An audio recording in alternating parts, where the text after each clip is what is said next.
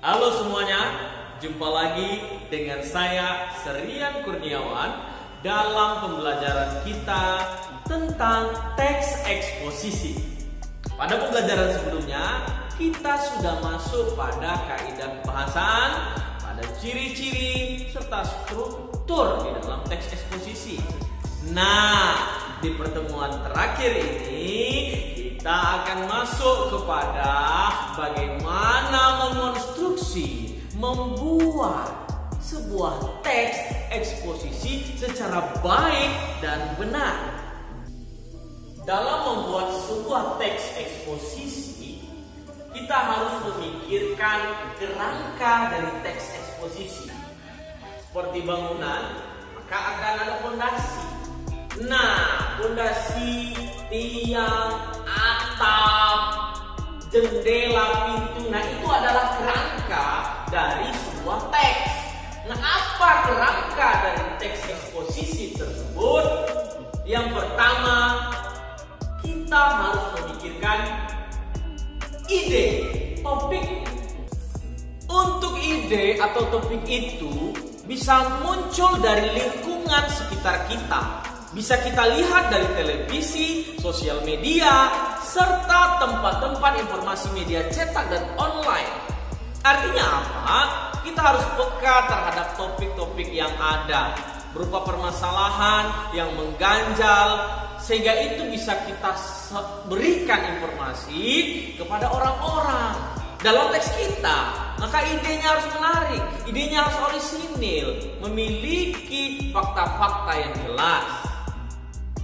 Pikirkan ide Anda. Ide yang baik itu muncul dari pemikiran-pemikiran yang kita pahami secara luas. Artinya apa? Kita harus banyak memiliki sumber-sumber media. Contoh, ketika ada masalah COVID-19, masih banyak yang melanggar protokol kesehatan dengan tidak memakai masker.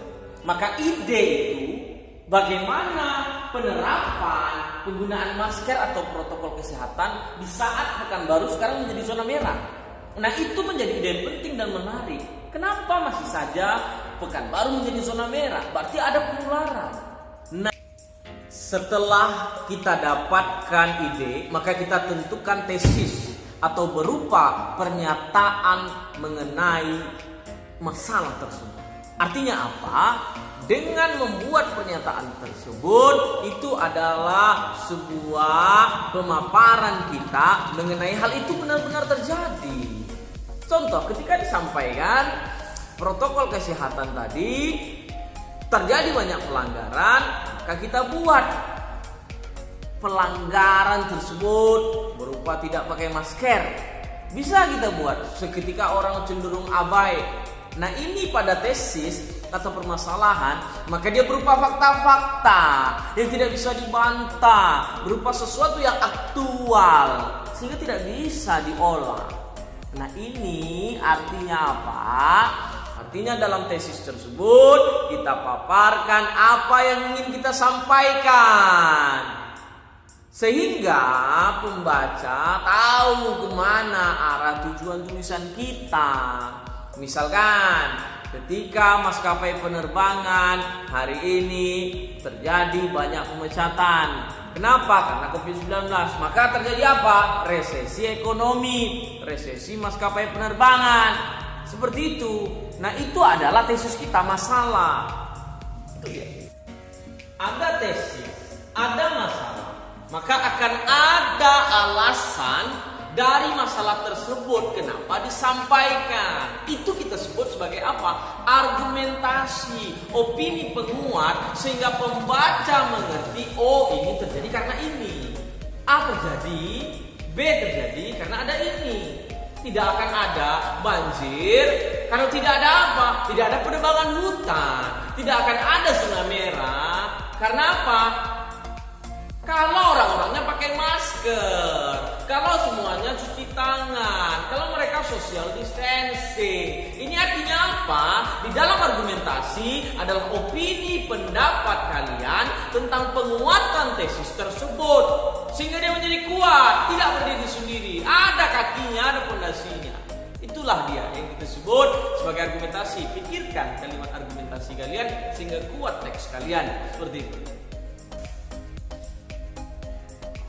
Selanjutnya adalah yang kita sebut sebagai struktur yang terakhir. Namanya adalah penegasan ulang. Apa gunanya penegasan ulang itu, Sir? Penegasan ulang itu adalah sebuah pendapat penegasan, kesimpulan, diulang lagi masalahnya, ditambah dengan argumen pada struktur kedua, kita sambung, kita kaitkan dia menjadi suatu kalimat yang utuh, suatu paragraf yang utuh, sehingga apa?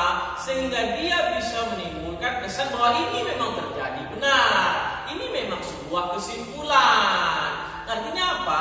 Penegasan ulang ini apa yang sudah dibahas di atas, apa yang sudah dibahas sebelumnya, diambil, disambung, dirajut, diikat kembali menjadi sebuah kesimpulan yang matang. Sehingga apa? Sehingga dia bisa pahami, pembaca bisa pahami bahwa benar tesis itu terjadi, bahwa benar masalah itu terjadi, bahwa benar argumentasi lalu ditutup dengan kesimpulan. Biasanya apa penegasan ulang itu? Kata-katanya oleh karena itu, semestinya, seharusnya, sejatinya. Ini yang kita sebut sebagai penegasan ulang.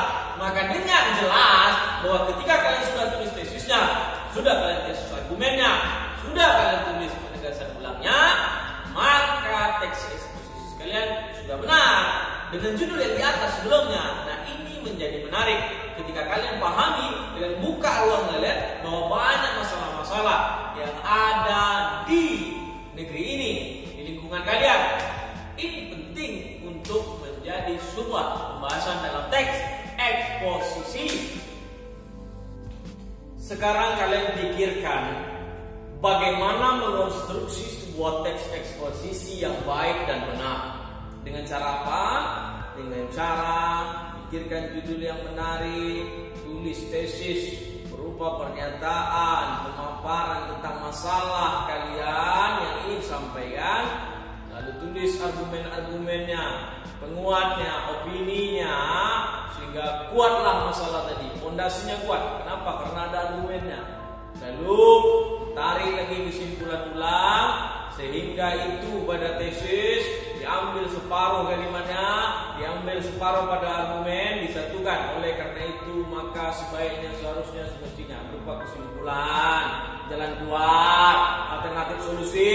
Nah, ini kita sebut sebagai teks eksposisi yang baik dan benar. Saya pikir itu saja. Mudah-mudahan pembelajaran kita dalam mengonstruksi teks ini bisa menjadi sebuah teks yang baik. Terima kasih. Sampai jumpa dengan Suryan Kurniawan.